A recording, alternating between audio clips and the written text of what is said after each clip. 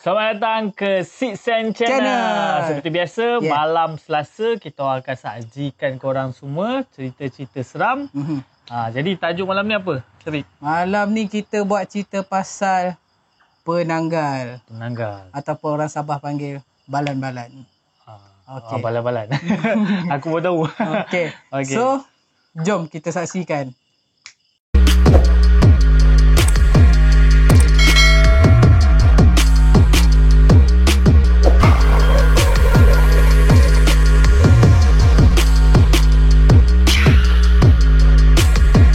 Hari ni kita orang buat kelainan sikit. Seorang-seorang bercerita. Sebab kawan aku cakap lebih better seorang-seorang. So hari ni cerita yang pertama aku nak pasal penanggal ni. Jom kita dengarkan cerita yang pertama ni. Kisah ni diceritakan kepada akulah. Aku tak pasti kesahihan dia, hanya disampaikan. So kisah dia bermula seorang pelajar ni lah. Dia bercuti SEM lah, senang cerita. Kisah ni berlaku pada tahun 2014 yang lalu. Diorang ni plan satu family untuk pergi bercuti ke Langkawi lah. So ada satu chalet dekat Langkawi ni. Chalet ni dah lama lah dikatakan. Dan diorang beramai-ramai sewa beberapa chalet dekat situ. So yang diceritakan kepada aku ni, dia nama dia Al lah. Aku bagi nama dia Al. So dia cerita dekat aku, waktu ni kejadian tu berlaku semasa bermalam di chalet tu lah. Pada malam tu, dia kongsi bilik dia dengan adik-beradik dia. Dalam 3 orang macam tu, dia termasuk dia 3 orang. Waktu dia dengan adik dia tu, dia pun berborak lah dengan adik dia kan. Main-main kan. Tiba-tiba, ada satu bunyi angin yang kuat lah menghentam dia punya tingkap bilik tu. Bilik dia ni, chalet dia ni bukan yang macam chalet-chalet yang baru ni. Tapi chalet dia terbuat daripada kayu. Yang nampak macam rumah lama lah. Lepas tu, adik dia 2 orang ni terkejut lah. So, dia pandang sama sendiri. So si Al ni pun pandang adik dia. Lepas tu tiba-tiba dengan muka takut tu adik dia macam menangis lah. Macam menangis apa tu, dia cakap macam tu kan. Lepas tu tiba-tiba mak si Al ni dengar lah yang adik dia tengah menangis. So mak dia pun panggil lah adik dia ni datang ke mak dia. Waktu mak dia panggil tu, still lagi ada bunyi yang bising tu lah. Tiba-tiba mak dia cakap, dah malam ni, jangan ganggu, orang nak tidur penat ni. Dia kata macam tu. Tiba-tiba bunyi tu hilang. Si Al ni dengan adik dia seorang lagi tu still lagi dalam bilik tu. Tiba-tiba dia dengar bunyi paip terbuka pula dari arah tandas rumah tu. Lepas tu si Al ni pun nak check lah kan. Bila dia check, dia pergilah ke arah tandas tu dengan gelap tu kan, dah malam. Tapi bila dia check, tak ada paip yang terbuka langsung. Dan lepas tu si Al ni pun macam pelik lah. Apa yang berlaku dekat dia sekarang ni? Dan lepas tu Al pun cepat-cepat lari masuk dalam bilik dia dan tidur. Waktu dia tidur tu, dia dapat satu mimpi yang mengerikan lah. Dia nampak benda tu terbang di sekeliling rumah dia. Rumah yang dia sewa tu lah, chalet tu lah. Dan tiba-tiba benda tu terus menerpa dan menuju ke dia lah. Dan dia tersedar. Dikatakan mimpi tu seakan-akan real lah. Nama kata apa? Yelah, benda tu macam betul-betul berlaku dekat dia. Dan dia berasa takut kan. Cerita ni tak terjadi dekat dia seorang saja. Pada satu malam ni, makcik dia terbangun daripada tidur. Dan masa makcik dia keluar daripada bilik tu, makcik dia pelik. Tingkap, pintu semua terbuka. Makcik dia ni pun macam biasa kan. Bebel lah kan. Orang tua-tua bebel. Kau faham lah kan macam mana kan. Bila dia membebel tu, dia sambil tutup tingkap, tutup tu kan. Last kali dia nak tutup pintu tu, dekat depan chalet dia orang tu, ada satu pokok petai. Bila makcik dia nak tutup tu, dia ternampak dekat pokok petai tu, ada satu susuk tubuh, bukan tubuh, kepala yang tengah terbang. Satu susuk tubuh dekat dengan pokok tu. Dan satu ekor penanggal yang tengah terbang. Dan makcik dia terus tutup pintu tu, dan tak jadi dah nak pergi mana-mana. Terus masuk bilik dan terus tidur. Dan cerita tu sangat pendek dicerita kepada aku. Dan itu saja untuk yang aku dapat sampaikan malam ni.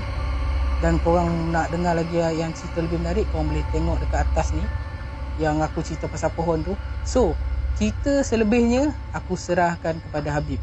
So, jom stay watch. Okay guys, tadi korang dah dengar dah Syafiq bercerita. Jadi kali ini aku nak ceritakan korang, kongsikan kisah seram kepada anda semua. Kisah ni disampaikan kepada aku daripada rakan-rakan media lah. Jadi aku nak kongsikan korang lah kisah seram ni. Okey, kisah seram ni berlaku pada sekitar tahun 2003 ataupun 2004 di Sabah. Kejadian ni berlaku semasa ada sebuah keluarga ni ingin pulang ke kampung lah. Jadi korang semua mesti tahu yang suasana di Sabah ni kebanyakan ni masih belum maju kan. Di kawasan pedalaman masih ada hutan-hutan. Jadi jalan dekat situ sangat-sangat sunyi lah. Jadi gangguan yang berlaku ni kepada keluarga tersebut ni pada sekitar pukul 12 malam lah. Suatu keluarga ni nak pulang ke kampung. Mereka jalanlah dalam satu jalan kampung ni yang penuh dengan hutan. Waktu tu sekitar pukul 12. Jadi dia orang sekitar, dan seorang bapa ni dia bercadang untuk berhenti di tepi jalan kerana dia tidak tahan lah nak membuang air kecil lah. Jadi bapa ni pun buanglah air kecil dekat tepi jalan. Sebelum dia buang air kecil tu kan, adalah kejadian bunyi-bunyi yang pelik berlaku sebelum dia orang berhenti tu. Seorang anak dia terdengar bunyi seperti ayam ataupun burung hantu lah kan. Bunyi dia kuak kuak kuak kuak, macam tu lah. Jadi dia macam tak tahu nak explain macam mana kan bunyi tu. Jadi sebelum berhenti tu dia dah dengar benda tu lah. Lepas tu bila bapak dia dah buang air kecil dekat tepi jalan tu, mak dia tu dah terasa, dia dah dapat rasa macam ada something lah. Ada something nak dekat dengan dia kan. Sebab sewaktu kejadian bunyi tu, mak dia dah perasan lah. Dia dah perasan lah. Maksud saya, aku tak tahu perasan apa waktu tu. Mak dia pun terus memanggil bapak dia lah, ataupun suami dia. Terus tekan horn, panggil, bapak terus masuk cepat. Anak-anak dia pun macam pelik lah. Kenapa mak dia tiba-tiba tekan horn kan, tengah-tengah malam ni kan. Lepas tu bapak dia pun terus bergegas masuk dalam kereta. Masuk dalam kereta, bapak dia start enjin, dia terus jalan. Memang terus tekan minyak laju-laju lah. Sebab apa? Bapak dia memang dah perasan ada something tengah mengikori dia daripada belakang. Rupa-rupanya iaitu penanggal dengan berkepala dan bertali usus lah. Jadi anak dia pun sempatlah pandang belakang dan terkejut ada benda sedang mengejar dia kan. Jadi bapak dia pun terus memecut laju sampailah sehingga dia terperasan ada sebuah hotel lah dekat situ kan. Sebab perjalanan balik ke kampung tu memang jauh. Jadi dia berhenti dekat hotel tu. Tengok-tengok belakang dah penanggal tu dah tak ada. Mungkin dah dia orang pun, family dia orang pun fikir mungkin dah tak ada apa-apa dah kan. Mungkin dah hilang dah kan. Lepas tu dia pun masuk dekat hotel. Bila dia tidur tiba-tiba dia terdengar bunyi sama yang sebelum kejadian tu lah. Tapi bunyi dia perlahan. Dia terdengar lah bunyi pelik tu dekat dia punya bilik lah. Orang tu kata kalau bunyi perlahan, maknanya dia dekat dengan kita. Kalau bunyi tu kuat, maknanya dia benda tu jauh. Jadi family dia orang pun dah mula rasa risau, benda-benda macam-macam berlaku, dan dia orang pun pergilah cek barang-barang dia orang bawa daripada rumah lah kan. Dan dia orang baru sedar yang dia orang terbawakan tongkol, ataupun orang panggil ikan kayu lah. Sebab apa? Ikan tu mempunyai banyak darah. Jadi dia menarik penanggal tu ikut dia sehingga ke mana sajalah. Jadi bapak dia pun bila dah tahu daripada situ punca dia buat keputusan untuk buang ikan tu daripada hotel tu lah.